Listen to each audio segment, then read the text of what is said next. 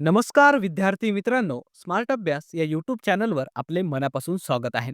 आणि आजच्या या व्हिडिओच्या माध्यमातून आपण 21 जानेवारीच्या ज्या महत्त्वाच्या घडामोडी असणार आहेत त्याचा अभ्यास करणार आहोत. चला मग सुरुवात करूया आजच्या या महत्त्वपूर्ण अशा चालू घडामोडींना. तर पहिला आणि अत्यंत महत्त्वाचा असा प्रश्न असेल आपल्या परीक्षेसाठी. प्रश्न असेल की नुकतेच सायना नेहवाल या खेळाडूने निवृत्तीची घोषणा केली, ती कोणत्या खेळाशी संबंधित होती? ऑप्शन्स या ठिकाणी आपण दिले आहेत. याचं योग्य उत्तर असेल ऑप्शन नंबर ए, बॅडमिंटनपटू होती मित्रांनो ही भारताची सायना नेहवाल.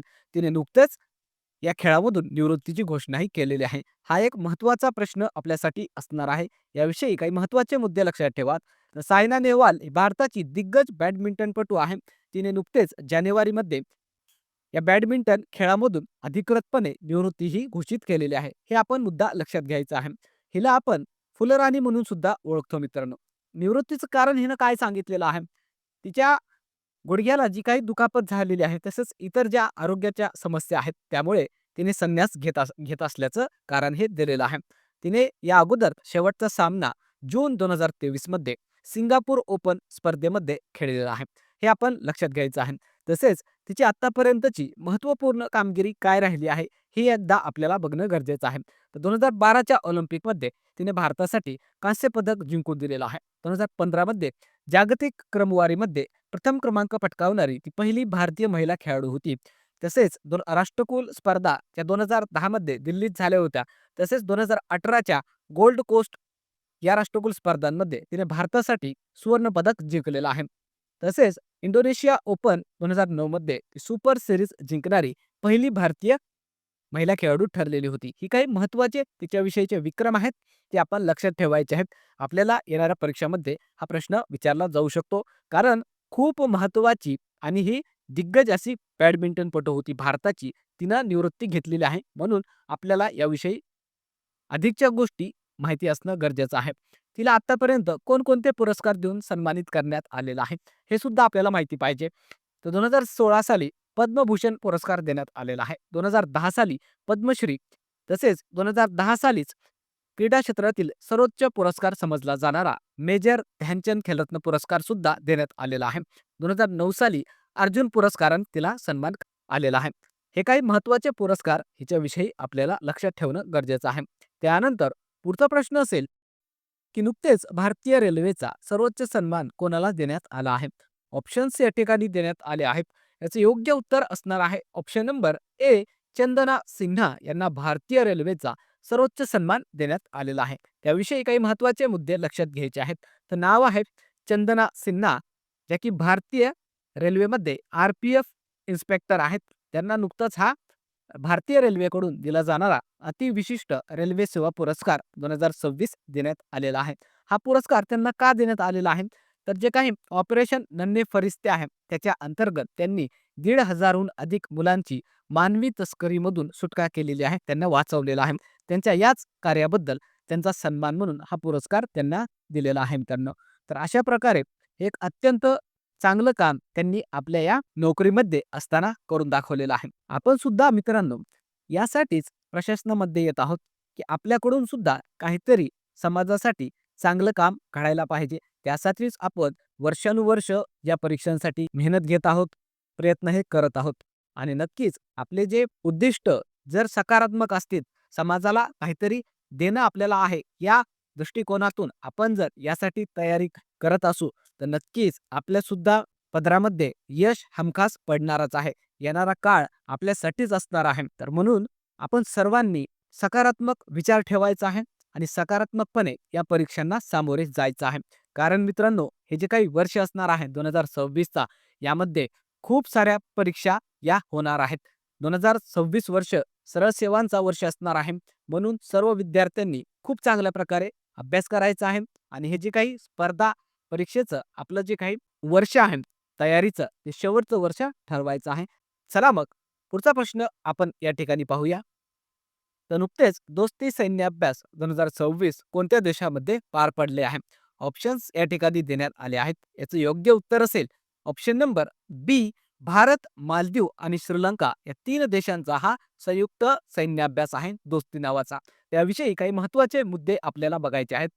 तर नाव आहे दोस्ती सैन्याभ्यास, जे की 3 देशांचा भारत, मालदीव आणि श्रीलंका यांचा त्रिपक्षीय तटरक्षक दलाचा सराव आहे मित्रांनो. हे आपण लक्षात घ्यायचं आहे. याची ही 17व्या क्रमांकाची आवृत्ती होती. कालावधी होता 17 ते 19 जानेवारी. ठिकाण होतं मालदीवची राजधानी माले आणि मालदीवच्या जी काही सागरी क्षेत्र आहे त्यामध्ये हे सैन्याभ्यास झालेला आहे. याची प्रमुख उद्दिष्टे काय आहेत? तर सागरी सुरक्षा अर्थात हिंदी महासागर क्षेत्रामध्ये सागरी सुरक्षा आणि परस्पर सहकार्य वाढवणे. आणि हे जे काही सैन्य अभ्यास होतं ते दर 2 वर्षांनी आयोजित केलं जात असतं. हे सुद्धा आपण लक्षात घ्यायचं आहे. हे काही दरवर्षी होत नाही, दर 2 वर्षाला होतं. त्यानंतर पुढचा प्रश्न बघण्या अगोदर व्हिडिओ आवडला तर कृपया लाईक करा. चॅनलवर नवीन असाल तर चॅनलला सबस्क्राईब करा. तसेच हा व्हिडिओ जास्तीत जास्त विद्यार्थ्यांना शेअर करा, जेणेकरून याचा फायदा आपल्या इतर मित्रांना सुद्धा होईल. ते सुद्धा परीक्षेमध्ये चांगले मार्क घेतील. चला मग पुढचा प्रश्न आपण या ठिकाणी बघूया. तर नुकतेच भारतीय जनता पार्टीचे नवीन राष्ट्रीय अध्यक्ष कोण बनले आहेत? ऑप्शन्स या ठिकाणी देण्यात आले आहेत. याचं योग्य उत्तर असेल ऑप्शन नंबर सी नितीन नवीन. हे नुकतंच बीजेपी अर्थात भारतीय जनता पार्टीचे नवीन राष्ट्रीय अध्यक्ष बनलेले आहेत. त्याविषयी काही महत्त्वाचे मुद्दे लक्षात ठेवा. तर नवीन अध्यक्षांचं नाव आहे नितीन नवीन, जे की भाजपच्या राष्ट्रीय अध्यक्षपदी त्यांची बिनविरोध अशी निवड झालेली आहे. आणि त्यांनी एक विक्रम केलेला आहे मित्रांनो. तर भाजपच्या आत्तापर्यंतच्या इतिहासामध्ये ते सर्वात तरुण राष्ट्रीय अध्यक्ष ठरलेले आहेत. त्यांचं वय आहे अवघं 45 वर्ष. एवढं तरुण अध्यक्ष आत्तापर्यंत भाजपाला मिळालेलं नाही. तर हे आपण मुद्दा लक्षात घ्यायचा आहे. आणि हे जे काही नितीन नवीन आहेत ते बिहारमधील जे बांकीपूर विधानसभा मतदारसंघ आहे तिथले ते आमदार आहेत. आणि बऱ्याचशा वेळेस ते या ठिकाणाहून मंत्री सुद्धा राहिलेले आहेत. हे सुद्धा आपण लक्षात घ्यायचं आहे. त्यांचा जर आपण राजकीय प्रवास बघितला तर ते बिहार सरकारमध्ये खूप वेळेस मंत्री राहिलेले आहेत. तसेच भारतीय जनता युवा मोर्चाचे बिहार प्रदेश अध्यक्ष राहिले आहेत. हे आपण लक्षात ठेवायचं आहे. या अगोदर बीजेपीचे माजी अध्यक्ष कोण होते ते सुद्धा नाव लक्षात ठेवा. जे पी नड्डा हे अगोदर बीजेपीचे माजी अध्यक्ष होते. त्यांच्या जागेवर आता नितीन नवीन असणार आहेत. त्यासोबतच बीजेपी जी काही पार्टी आहे त्याचा उल्लेख आलेला आहे. तर त्याविषयी लक्षात ठेवा. ही जी काही पार्टी आहे त्याची स्थापना 6 एप्रिल 1980 साली झालेली आहे. पहिले अध्यक्ष होते अटल बिहारी वाजपेयी आणि या पक्षाचं चिन्ह आहे कमळ, जे की आपल्या भारताचा राष्ट्रीय फूल सुद्धा आहे मित्रांनो. हे सुद्धा आपण लक्षात ठेवायचं आहे. त्यानंतर पुढचा प्रश्न असेल की नुकतेच विजय हजारे ट्रॉफी 2025-26 चा विजेता संघ कोण ठरला आहे? ऑप्शन्स या ठिकाणी देण्यात आले आहेत. याचे योग्य उत्तर असेल ऑप्शन नंबर ए विदर्भ हा संघ या विजय हजारे ट्रॉफीचा यंदाचा विजेता ठरलेला आहे. त्याविषयी काही महत्त्वाचे मुद्दे बघा. तर ही जी काही विजय हजारे ट्रॉफी आहे ती भारतातील एक अत्यंत महत्त्वाची लिस्ट ए एकदिवसीय क्रिकेट स्पर्धा आहे मित्रांनो. ह्याची ही 33व्या क्रमांकाची आवृत्ती होती आणि विजेता संघ ठरलेला आहे विदर्भ. आणि विदर्भासाठी महत्त्वाचा मुद्दा हे की विदर्भाने ही जी काही ट्रॉफी आहे ती पहिल्यांदाच जिंकलेली आहे मित्रांनो. म्हणून हे आपल्यासाठी महत्त्वाचं आहे. ते मुद्दा लक्षात ठेवायचा आहे. उपविजेता संघ ठरलेला आहे सौराष्ट्र. आणि हे जे काही अंतिम सामना झालेला आहे ते झालेला आहे बेंगळुरूमधील BCCI सेंटर ऑफ एक्सलन्स या ग्राउंडवरती. याचा सामनावीर ठरलेला आहे विदर्भ संघाचा अथर्व तायडे आणि मालिकावीर सुद्धा विदर्भ संघाचाच आहे अमन मोखाडे. हे 2 नावं सुद्धा आपण लक्षात घ्यायची आहेत. आणि जी काही विजय हजारे ट्रॉफी आहे त्याविषयी काही 2 मुद्दे आहेत ते लक्षात घ्या. तर याचं जुनं नाव होतं रणजी वन डे ट्रॉफी. नंतर जाऊन 2007 मध्ये जे माजी भारतीय क्रिकेटर आहेत विजय हजारे यांच्या नावावर याचं नामकरण करण्यात आलेलं आहे. सर्वाधिक वेळा आतापर्यंतचा हे जे काही विजेता आहे विजय हजारे ट्रॉफीचा ते आहे तामिळनाडू आणि कर्नाटक संघ. यांनी प्रत्येकी 5 वेळेस ही ट्रॉफी जिंकलेली आहे. हे सुद्धा मुद्दे आपण लक्षात ठेवायचे आहेत. त्यानंतर पुढचा प्रश्न असेल की जगातील सर्वात जुनी नदी म्हणून कोणत्या नदीला घोषित करण्यात आले आहे? ऑप्शन्स या ठिकाणी देण्यात आले आहेत. याचं योग्य उत्तर असेल ऑप्शन नंबर सी फिंक नदी ही जगातील सर्वात जुनी नदी म्हणून तिला घोषित करण्यात आलेलं आहे. त्याविषयी काही महत्त्वाचे मुद्दे बघा. तर ऑस्ट्रेलियामध्ये ही नदी आहे फिंक नावाची आणि ही जगातील सर्वात जुनी नदी म्हणून नुकतंच घोषित करण्यात आलेलं आहे मित्रांनो. हे आपण या ठिकाणी लक्षात घ्यायचं आहे.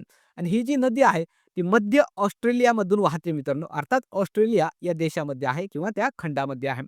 शास्त्रज्ञांचं असं मत आहे की ही नदी सुमारे 35 ते 40 कोटी वर्ष जुनी आहे. डायनोसर यायच्या अगोदर सुद्धा ह्या नदीचं अस्तित्व त्या ठिकाणी होतं, असं शास्त्रज्ञांचं मत आहे. हे आपल्याला फक्त देश आणि नदी कोणती आहे ते नाव लक्षात घ्यायचं आहे. तसेच आपल्या भारतातील जी नर्मदा नदी आहे ती सुद्धा जगातील एक प्राचीन नद्यांपैकी एक असल्याची मानली जाते मित्रांनो, जे की मध्य प्रदेशमधून तिचा उगम होतं. हे सुद्धा आपण लक्षात ठेवायचं आहे. त्यानंतर पुढचा प्रश्न असणार आहे, युगांडा देशाचे नवीन राष्ट्रपती कोण बनले आहेत? ऑप्शन्स या ठिकाणी देण्यात आले आहेत. याचे योग्य उत्तर असेल option number A, Yoweri Museveni असं त्यांचं नाव आहे, जे की युगांडा या देशाचे नवीन राष्ट्रपती बनलेले आहेत. त्यासोबतच काही महत्त्वाचे मुद्दे लक्षात ठेवा. तर नवीन राष्ट्रपतींचं नाव आहे युवेरी मुसेवेनी. यांनी नुकतंच हे जे काही इलेक्शन्स झालेले आहेत त्या देशामध्ये, त्यामध्ये 7व्यांदा विजय मिळवलेला आहे. हे आपल्यासाठी महत्त्वाचं आहे. आणि जे काही युगांडा देश आहे त्याची राजधानी आहे कंपाला, चलन आहे युगांडन शिलिंग आणि हा एक आफ्रिका खंडामध्ये असणारा देश आहे. हे मुद्दा आपण लक्षात ठेवायचा आहे.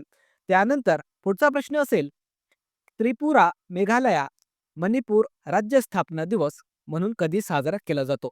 ऑप्शन्स या ठिकाणी देण्यात आले आहेत. याचे योग्य उत्तर असणार आहे ऑप्शन नंबर बी, 21 जानेवारीला हा दिवस आपण साजरा करत असतो. याविषयी काही महत्त्वाचे मुद्दे आपल्याला बघायचे आहेत. तर स्थापना वर्ष आहे या तिन्ही राज्यांचा 21 जानेवारी 1972 यासाठी एक अधिनियम पारित करण्यात आलेलं होतं. त्याचं नाव होतं ईशान्य क्षेत्र पुनर्रचना अधिनियम 1971. हे अगोदर पूर्ण राज्य नव्हते मित्रांनो. नंतरच्या काळामध्ये या अधिनियमाद्वारे त्यांना पूर्ण राज्याचा दर्जा हा देण्यात आलेला आहे. हे आपण लक्षात घ्यायचं आहे.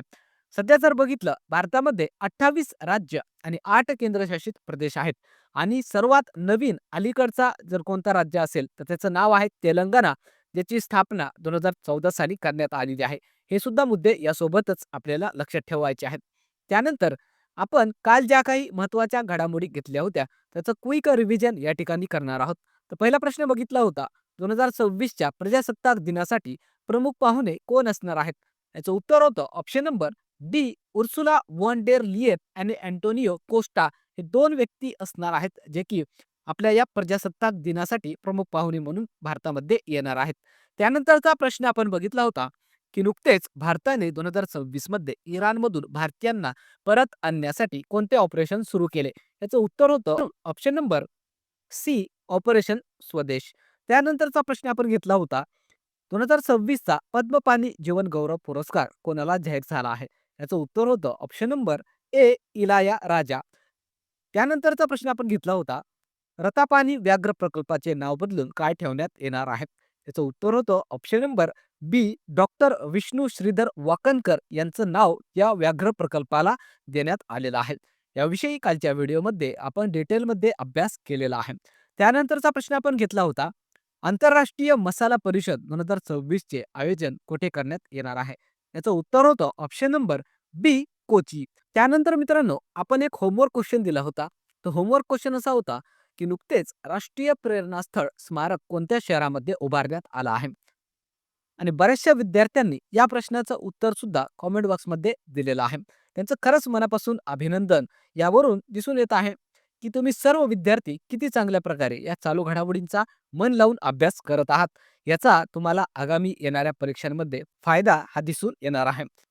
ज्या विद्यार्थ्यांना याचं उत्तर माहिती नाही त्यांच्यासाठी उत्तर आपण सांगणार आहोत. याचं उत्तर असेल ऑप्शन नंबर डी, लखनौ या ठिकाणी हे राष्ट्रीय प्रेरणास्थळ स्मारक उभारण्यात आलेलं आहे.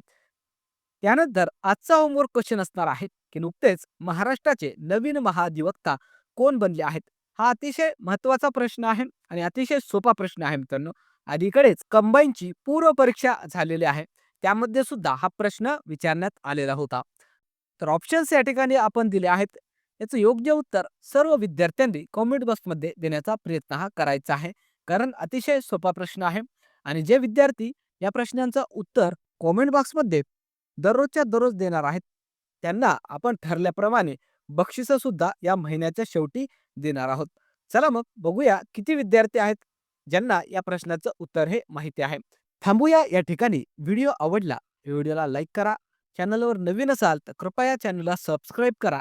कारण मित्रांनो तुम्ही जेवढा जास्त सपोर्ट सबस्क्राईब करून लाईक करून करणार आहेत तेवढं जास्त आम्हाला अजून जास्त उर्मीनं काम करण्यासाठी प्रोत्साहन मिळणार आहे. म्हणून कृपया करून प्रत्येकाने एक लाईक आणि एक सबस्क्राईब करायचं आहे. जर तुम्हाला या चॅनलवरील माहिती तुमच्या परीक्षेसाठी महत्त्वपूर्ण वाटत असेल, उपयोगी वाटत असेल, तरच तुम्ही लाईक करायचं आहे, सबस्क्राईब करायचं आहे. तसेच आपलं जे टेलिग्राम चॅनल आहे, स्मार्ट अभ्यास 555 त्याला सुद्धा जॉइन करून घ्या. कारण त्या ठिकाणी विद्यार्थ्यांसाठी आपण महत्त्वपूर्ण मोफत अभ्यास साहित्य टाकत असतो. थांबूया मग, पुन्हा भेटूया उद्याच्या व्हिडिओमध्ये. तोपर्यंत धन्यवाद.